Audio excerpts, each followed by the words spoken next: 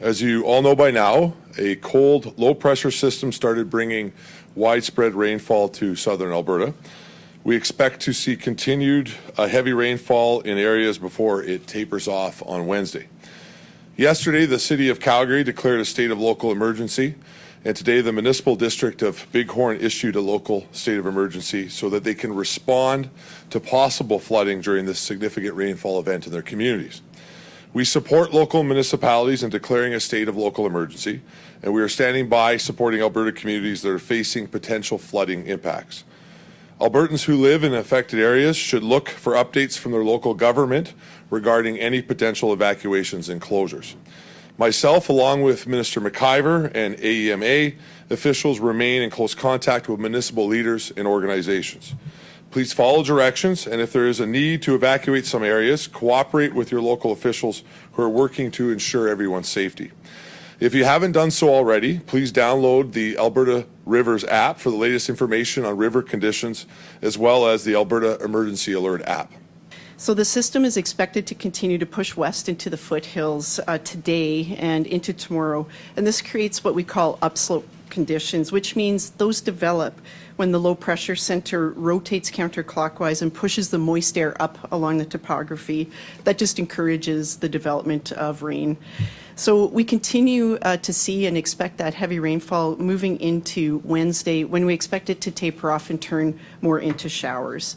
Since the morning of June 12th, widespread areas received up to 30 millimeters of rain, but heavier amounts were observed from areas west of Sundre, west of Calgary, and south to Pincher Creek. And the area of the heavier precip in rainfall, 60 to 80 millimeters, was observed, with locally higher amounts of up to 110 millimeters west of Calgary. Locally heavier rainfall amounts were possible due to the convective activities. We saw that upslope flow develop. Significant rainfall, and you can see on the map, is not expected in the northwest corner of the province and the Hay River Basin this week.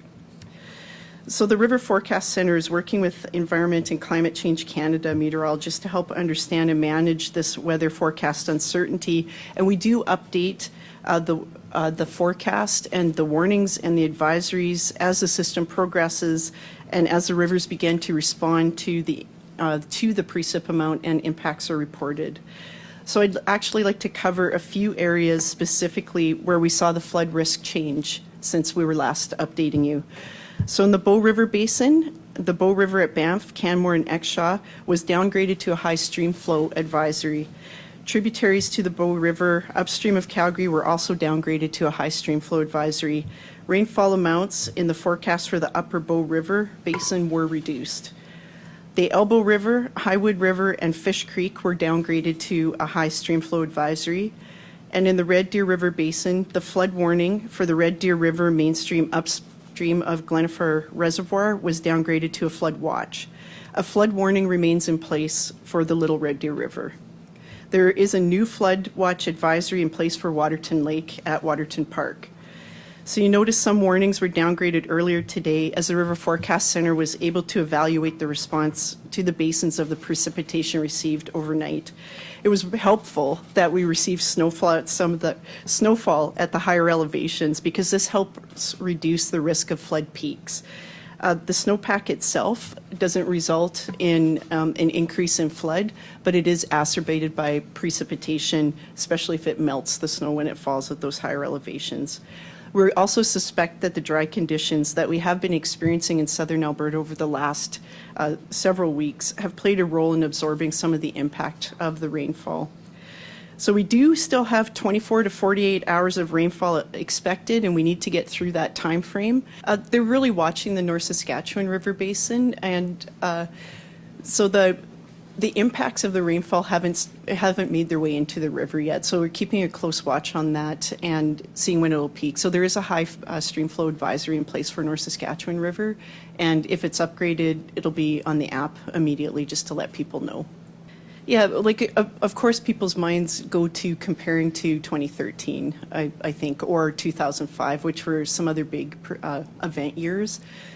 So comparison to, say, something like 2013, we were looking at 300 millimeters in the time frame that we're seeing 150, so about twice as much precip. So it is a heavy event. on the scale, it's not as high as that. And when we talked about 2005, in that year, we, of course, were hit with multiple events back to back, which gave amounts repeatedly over several days. So, we're comparing it on that level. I hope that's helpful. We are looking down the road to see if there's any other low pressure centers or weather systems that would come in and impact, especially if we're carrying a heavier than normal stream flow.